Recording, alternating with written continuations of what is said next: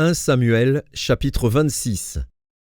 Les Iphiens allèrent auprès de Saül à Gibéa et dirent : David n'est-il pas caché sur la colline de Hakila, en face du désert ?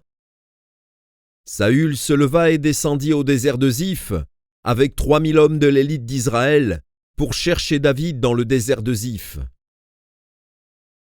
Il campa sur la colline de Hakila, en face du désert, près du chemin. David était dans le désert. Et s'étant aperçu que Saül marchait à sa poursuite au désert, il envoya des espions et apprit avec certitude que Saül était arrivé. Alors David se leva et vint au lieu où Saül campait, et il vit la place où couchait Saül, avec Abner, fils de Ner, chef de son armée. Saül couchait au milieu du camp, et le peuple campait autour de lui. David prit la parole, et s'adressant à Achimélec, Étien, et à Abishaï, fils de Tserouja, et frère de Joab, il dit : Qui veut descendre avec moi dans le camp vers Saül ? Et Abishaï répondit : Moi, je descendrai avec toi. David et Abishaï allèrent de nuit vers le peuple. Et voici, Saül était couché et dormait au milieu du camp, et sa lance était fixée en terre à son chevet. Abner et le peuple étaient couchés autour de lui. Abishaï dit à David : Dieu livre aujourd'hui ton ennemi entre tes mains.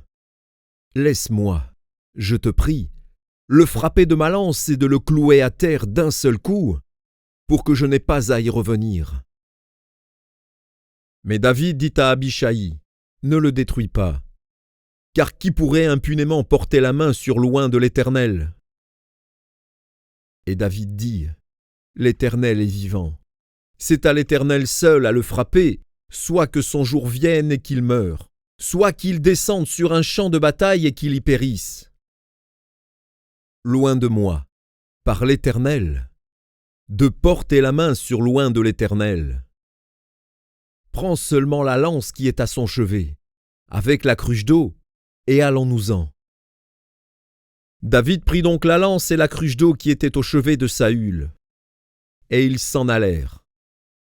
Personne ne les vit ni ne s'aperçut de rien, et personne ne se réveilla, car ils dormaient tous d'un profond sommeil dans lequel l'Éternel les avait plongés.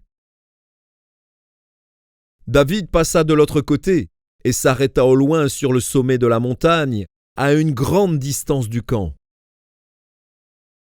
Et il cria au peuple et à Abner, fils de Ner : Ne répondras-tu pas, Abner ? Abner répondit : Qui es-tu, toi qui pousses des cris vers le roi ? Et David dit à Abner : N'es-tu pas un homme ? Et qui est ton pareil en Israël ? Pourquoi donc n'as-tu pas gardé le roi, ton maître ? Car quelqu'un du peuple est venu pour tuer le roi, ton maître. Ce que tu as fait là n'est pas bien. L'Éternel est vivant. Vous méritez la mort pour n'avoir pas veillé sur votre maître, sur l'oint de l'Éternel. Regarde maintenant où sont la lance du roi et la cruche d'eau qui étaient à son chevet. Saül reconnut la voix de David et dit : Est-ce bien ta voix, mon fils David ? Et David répondit : C'est ma voix, ô roi, mon Seigneur. Et il dit : Pourquoi mon Seigneur poursuit-il son serviteur ? Qu'ai-je fait et de quoi suis-je coupable ? Que le roi, mon Seigneur, daigne maintenant écouter les paroles de son serviteur. Si c'est l'Éternel qui t'excite contre moi, qu'il agrée le parfum d'une offrande. Mais si ce sont des hommes, qu'ils soient maudits devant l'Éternel, puisqu'ils me chassent aujourd'hui pour me détacher de l'héritage de l'Éternel, et qu'ils me disent : Va servir des dieux étrangers. Oh, que mon sang ne tombe pas en terre loin de la face de l'Éternel. Car le roi d'Israël s'est mis en marche pour chercher une puce, comme on chercherait une perdrix dans les montagnes. Saül dit : J'ai péché.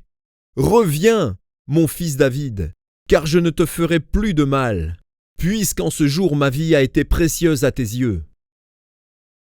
J'ai agi comme un insensé, et j'ai fait une grande faute. » David répondit, « Voici la lance du roi, que l'un de tes gens vienne la prendre. L'Éternel rendra à chacun selon sa justice et sa fidélité.